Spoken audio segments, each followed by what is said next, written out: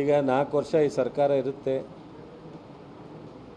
ನಮ್ಮನ್ನೇನು ಈ ಸರ್ಕಾರ ಓಡ್ಸೋಕ್ಕಾಗಲ್ಲ, ನನ್ನನ್ನೇನು ಓಡ್ಸೋಕ್ಕಾಗಲ್ಲ, ಕೆಲಸ ಮಾಡ್ತೀವಿ. ಏನು ಬಿ ಜೆ ಪಿಯವ್ರು ಬಂದು ಜನತಾದಳದವ್ರು ಬಂದು ಕರ್ನಾಟಕ ಸರ್ಕಾರ ಓಡ್ಸೋಕ್ಕಾಗಲ್ಲ. ಅವ್ರು ಅಲ್ಲಿ ಸರ್ಕಾರ ಮಾಡ್ತಾರೆ, ಇಲ್ಲಿ ಸರ್ಕಾರ ಮಾಡ್ತೀವಿ.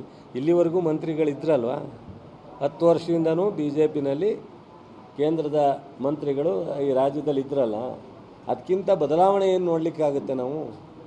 ಅವ್ರು ಮಾಡದೇ ಇರೋದನ್ನು ನಾವು ಬೇರೆಯವ್ರು ಏನು ಎಕ್ಸ್ಪೆಕ್ಟ್ ಮಾಡೋಕ್ಕಾಗುತ್ತೆ? ನೋಡೋಣ, ಎಲ್ಲವನ್ನೂ ನೋಡೋಣ.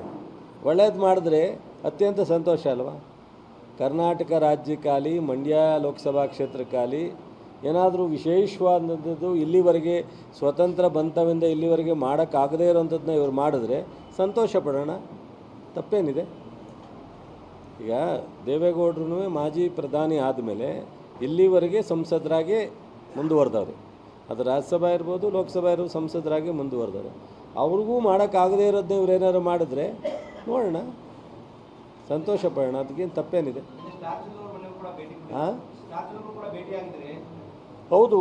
ನಾವು ಅವರನ್ನು ನಮ್ಮ ಪಕ್ಷ ತೀರ್ಮಾನ ಮಾಡಿ ಕ್ಯಾಂಡಿಡೇಟ್ ಮಾಡಿದಾಗ ಅವರು ನಮ್ಮ ಜೊತೆ ಸಾಕಷ್ಟು ಸ್ಪಂದಿಸಿ ಎಲ್ಲ ಜಿಲ್ಲೆಯಲ್ಲಿ ಚುನಾವಣೆಗೆ ಹೋರಾಟ ಮಾಡಿದರು.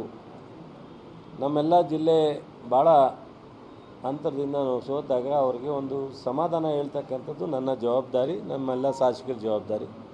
ಹಾಗಾಗಿ ನಮ್ಮೆಲ್ಲ ಮುಖಂಡರ ಪರವಾಗಿ ಶಾಸಕರು ನಾವು ಹೋಗಿ ಸಮಾಧಾನ ಹೇಳಿ ಅವರು ಧೈರ್ಯವಾಗಿ ನಮಗಿಂತ ಒಂದು ಹೆಜ್ಜೆ ಧೈರ್ಯವಾಗಿದ್ದಾರೆ.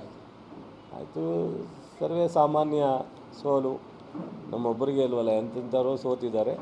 ಸೊ ಅದರಿಂದ ಆಯ್ತಣ್ಣ, ನೀವೆಲ್ಲ ನನ್ನ ಜೊತೆಲಿ ನಿಂತಿದ್ರಲ್ಲ, ಸಂತೋಷ ಅಂತ ಹೇಳಿ. ಹೌದು, ಅವರು ಸಕ್ರಿಯವಾಗಿರ್ತಾರೆ.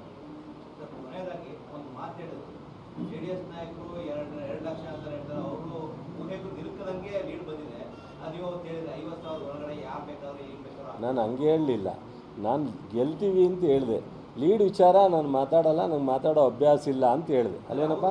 ಅವ್ರು ಎಷ್ಟು ಲೀಡು ಅಂತ ಅವ್ರಿಗೆ ಹೇಳೋ ಅಭ್ಯಾಸ ಇದೆ, ಅವ್ರು ಹೇಳಲಿ, ನಮಗಿಲ್ಲ ಅಂತ ಅವ್ರು ಹೇಳಿದ್ದಾರೆ, ಅದರಂತೆ ಲೀಡ್ ಕೊಟ್ಟಿದ್ದಾರೆ. ಅಂದರೆ ಅವರು PhD ಮಾಡಿದ್ದಾರೆ ಚುನಾವಣೆಯಲ್ಲಿ ಅಂತ, ನಾವು PhD ಮಾಡಿಲ್ಲ ಅಂತ. ನಾವಿನ್ನೂ ಪ್ರೈಮರಿ ಸ್ಕೂಲಲ್ಲಿದ್ದೀವಿ, ಅವರು PhD ಮಾಡಿದ್ದಾರೆ ಅಂತ. ಅವರು ಭಾಳ ಜನರ ಮೈಂಡನ್ನು ರೀಡ್ ಮಾಡಿದ್ದಾರೆ, ನಮ್ಮ ಕೈಯಲ್ಲಿ ರೀಡ್ ಮಾಡೋಕ್ಕಾಗಿಲ್ಲ ಅಷ್ಟೇ.